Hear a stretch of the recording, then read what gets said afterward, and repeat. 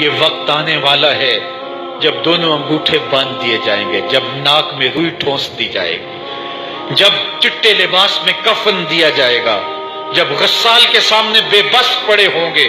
یہ محل، یہ کوٹھیاں، یہ بنگلے جس کو سویر شام لگ کے حلال حرام کی تمیز کیے بغیر بنایا تھا، غوث اعظم رضی اللہ تعالیٰ عنہ بولے مکان بنا رہا ہے، بسیں گے اور حساب تو جا کے دے گا۔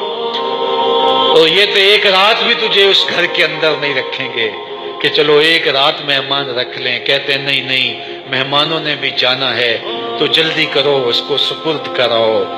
وہ تو تیرا لباس بھی پھاڑ کے اتاریں گے، خود غسل دینے کے لیے تیار بھی نہیں ہے، تجھ سے خوف آنے لگا ہے۔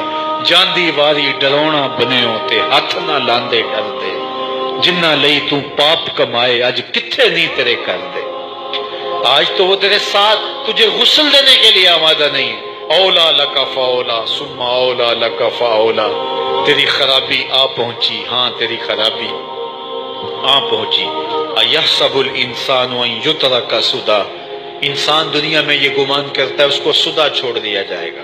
آج تو مسلمان ہے، آج تو شہزادہ ہے، آج تو بادشاہ ہے، آج تو زوراور ہے، آج تیری طاقت کے کیا کہنے، آج شیروں کو تو نچا لیتا ہے، ہاتھیوں کو تو بٹھا لیتا ہے، تیری صورت نکھرتی ہے، تیرے ہونٹ گلابی ہیں اور تیری نرگسی آنکھیں ہیں، تیرے ریشمی بال ہیں اور تیری خوبصورت رنگت ہے، تو چال چلتا ہے تو لگتا ہے قیامت چل رہی ہے، تیرا قد رانا جو ہے وہ صنوبر کو شرماتا ہے، تیری گفتار کے تنتنے ہیں۔ جس نے اتنی خوبصورت شکل ماں کے رحم میں بنائی، کیا وہ ہڈیوں کو جوڑ کے دوبارہ انسان نہیں بنا سکتا؟ وہ دوبارہ انسان بنائے گا اور پھر تجھے اپنے حضور کھڑا کرے گا۔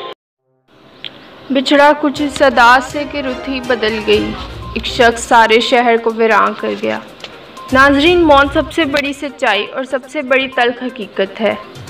مرنے کے بعد جی اٹھنے پر ہم سب کا کامل یقین ہے کہ ہر ذی روح کو موت کا ذائقہ چکھنا ہی ہے۔ آپ کو افسوسناک خبر سے آگاہ کرے ہیں کہ شفاعت خان ڈاہا، سابق چیئرمین بلدیہ خانیوال، اس دار فانی سے کوچ کر گئے ہیں۔ ہر مکتبہ فکر کے لوگوں میں اپنے پرخلوص رویہ، دھیمے پن اور نرم لب و لہجے کے ساتھ دوستوں کے دکھ سکھ میں شریک رہنے والے ہم سے آج رضائے الہی کے لیے ہمیشہ ہمیشہ جدا ہو گئے ہیں۔ ناظرین، ہم یہی دعا گو ہیں کہ اللہ پاک ان کے عزیز و اقارب سمیت لواحقین اور پسماندگان کو صبر و جمیل عطا فرمائے، آمین۔